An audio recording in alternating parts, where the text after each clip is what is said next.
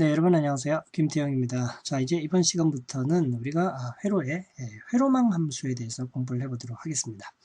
자, 뭐 항상 그랬듯이 우리가 이 회로망 함수라는 주제에서는 무엇을 배우는가 하는 것을 여러분하고 같이 생각을 해보고 그 다음에 다음 시간부터 본론으로 들어가 보도록 하죠. 자, 여러분 지금까지 아마 그 회로 이론을 처음부터 지금까지 들었던 분들 뭐 긴 여정을 여러분이 밟았는데요. 지금까지 배운 것이 무엇이었는가를 먼저 생각해보고 앞으로 가야 될 방향이 어딘가 하는 것을 말씀드리도록 하겠습니다. 자, 여러분 회로를 하나 떠올리시면 우리가 앞에서 쭉 배웠었던 것이, 그죠? 우리가 지금까지 어떤 배웠던 것이 회로 해석 기법을 배웠어요. 그죠? 지금까지 배웠던 걸 한마디로 얘기하세요 하면 회로 해석을 하는 방법을 우리가 배웠는데, 제일 처음에서 이제 앞에 우리가 뭐 키르요프의 법칙, 태분항 그런 여러 가지 것들을 배워서 회로 해석을 해봤는데, 어떤 회로 해석을 했냐면 시간 영역에서 회로 해석을 했어요. 시간 영역에서. 그러니까 시간에 따라서 그 회로의 전압 전류가 어떻게 변하는가 하는 것을 생각했단 말이에요. 그렇죠? 그래서 우리가 예를 들어서 뭐 과도 해석이라든가, 그렇죠? 그러니까 스위치를 딱 넣었을 때 그 회로가 시간에 따라서 어떻게 변하는지, 아니면은 교류 회로 해석이라든가, 그렇죠? 교류 회로. 그러니까 뭐 사인파라든가 이런 거를 집어넣었을 때, 그렇죠? 이 회로가 또 이 시간에 따라서 전압 전류가 어떻게 변하는지 하는 이런 것들을 쭉 배웠었단 말이에요. 그게 이제 시간 영역에서 우리가 해석했습니다. 라고 이제 얘기를 하는 거죠. 그리고 이제 우리가 그 공진회로, 앞서 배웠던 그 공진회로의 주제는 뭐였냐면 이제 주파수 영역에서 배웠어요. 주파수 영역. 그쵸? 그러니까 회로에 인가한 전원의 주파수가 변할 때 그 회로가 어떻게 동작을 하는가 하는 것을 배웠단 말이에요. 그러니까 지금까지 배웠던 거는 시간하고 주파수 영역에서 회로가 어떻게 동작하는가 하는 것을 쭉 배웠단 말이에요. 그 중에서 우리가 뭐 예를 들어서 지금 공진회로라든가 이런 거, 그렇죠? 이런 걸 이제 예로 들 수가 있겠죠.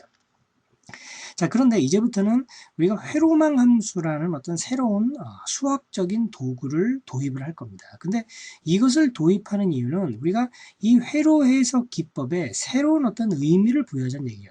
물론 이거하고 이거지만 여기에, 그렇죠? 회로 해석 기법에 전혀 다른 어떤 제가 말씀을 좀 잘못했어요. 전혀 다른 건 아니고요.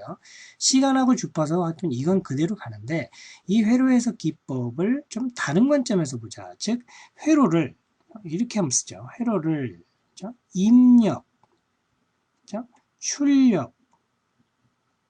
출력을 갖는 이제 기기, 뭐 혹은 시스템이라고 보면 되죠. 시스템으로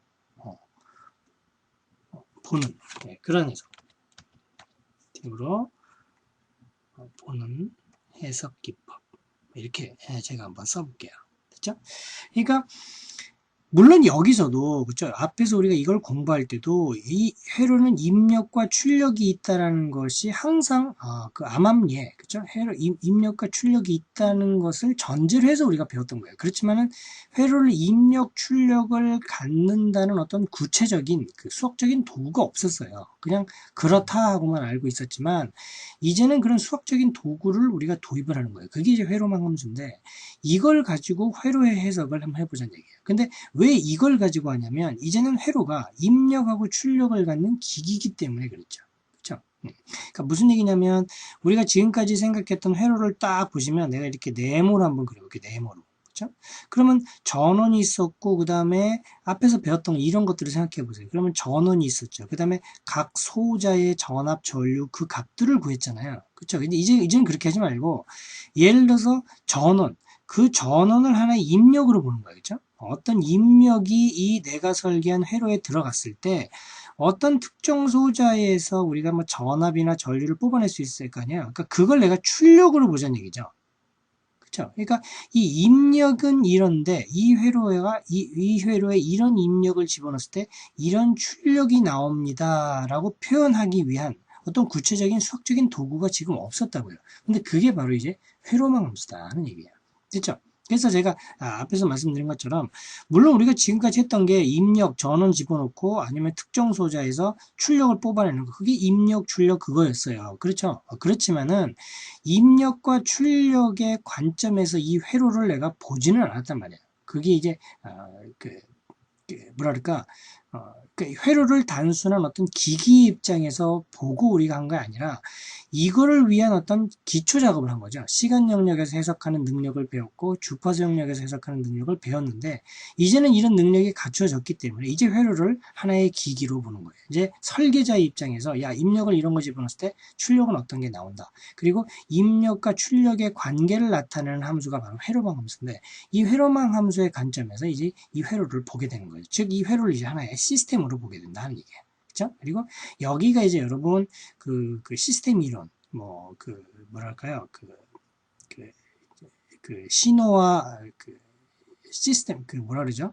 그 시스템 앤 시그널이라 그래서 그런 과목이 있잖아요. 근데 그 과목의 이제 출발점이 바로 여기가 되는 거죠. 그렇죠? 그래서 뭐 여담이지만은 사실 이 회로 이론이 그 전기, 전자, 통신 분야의 여러 과목들의 어떤 그 기초적인 작업이 돼요. 그러니까 회로 이론을 잘하게 되면 여기에서 어떤 통찰력을 여러분이 충분히 얻게 되면 다른 따라오는 부수적인 과목들, 뭐 부수적인 건 아니고 이것 다음에 오는 과목들이죠. 전자회로라든가 아니면 뭐 시스템 앤 시그널의 신호화 시스템이라든가 아니면 통신이라든가 하는 그런 과목들을 공부하기가 굉장히 수월해진다 하는 얘기죠. 자, 그래서 지금부터는 우리가 회로를 입력하고 출력을 갖는 기기, 시스템으로 보고 해석하는 기법에 대해서 그리고 이것이 주파수에 따라서 어떻게 변하는지에 대해서 공부를 할 겁니다.